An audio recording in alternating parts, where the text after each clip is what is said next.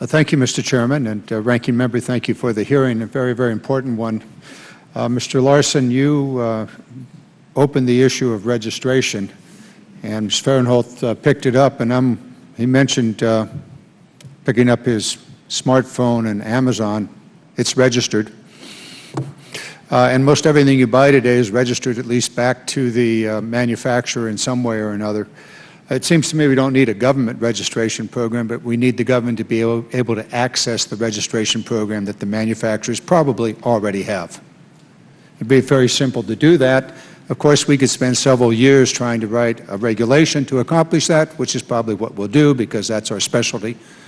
Why don't we just simply say all of these UASs must be registered, held by the manufacturer or the seller of that, and the government has the ability to access that under circumstances relating to an accident or some other incident. Fairly simple, but probably far too simple for our normal work around here. The question was just raised about airspace at an airport. You know, we can go back and forth with trying to define what geofencing is and wait 20 years for some sort of technology to actually work, or we can simply say, hey, if you're flying this UAS near a significant airport, a hub airport or a sub-hub airport, you're violating the law and you're subject to a fine or even jail time. And by the way, if you're flying near an active fire, you're subject to a fine and jail fine. Now that would immediately educate everybody involved in this sport or commercial activity. Now the other way around is study, study, study, which is another specialty of the government, or those who don't want any interference by anybody. So anyway, I propose legislation introduced now, today, actually yesterday, that simply says if you're flying a UAS within 2 miles of a significant airport, you are breaking the law, and you're subject to 1 year in jail and a significant fine. And if you're flying near an active fire, you are breaking the law and you're subject to 1 year in jail. Now that's a pretty clear message. So, Mr. Herbert, what do you think of that, since you tend to fight fires? I think we need some help of some kind because when we're fighting fire, we're very low altitudes and in very complex situations with a lot of distractions, not the least of which is smoke. So the sense and avoid is very difficult. And if the technology isn't there for the sense and avoid, then we have to turn to the education or to the regulation.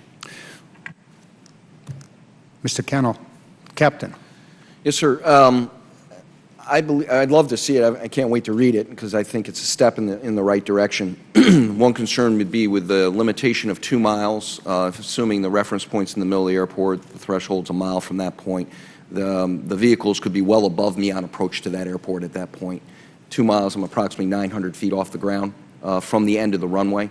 So I think it should be a little larger than that, especially at some of our larger airports. If you look at Class B airspace around Atlanta and in Miami, drops all the way down to the surface as far as 6-7 miles from the airport. We don't want anyone operating off the surface at all inside Class B airspace unless they're talking to air traffic control and being controlled by air traffic control. How about our little hobbyist?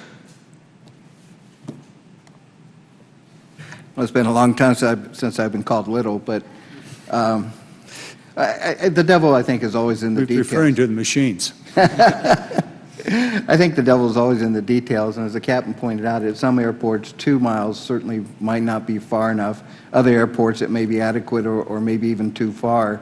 I mean, if you're a homeowner within that distance and you want to buy your, in my case, grandson, one of these toys that can be flown in the backyard, I'd hate to see him subject to a 1 year in jail penalty for flying it in his backyard. So I, like the captain, would be very interested in seeing the language of the proposed bill and having an opportunity to comment on it.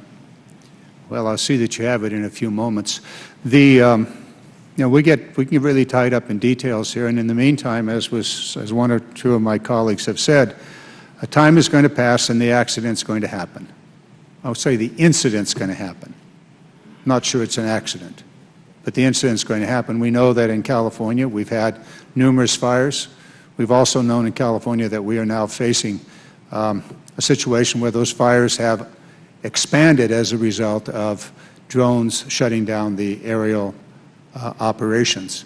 And we've also had more than enough incidents in the airspace around airports, as was testified to. So I think it's time for us simply to lay down a marker here and say, if you are operating a UAS in these spaces, you're violating the law and you're subject to a severe penalty. Now, that's the kind of education program that somebody might pay attention to.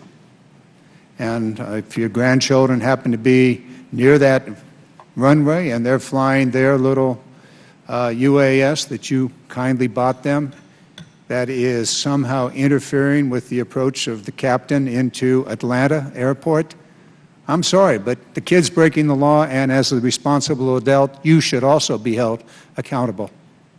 Because we're talking about serious, very serious potential problems. Yield back my time, and I'll deliver a copy of the legislation to you.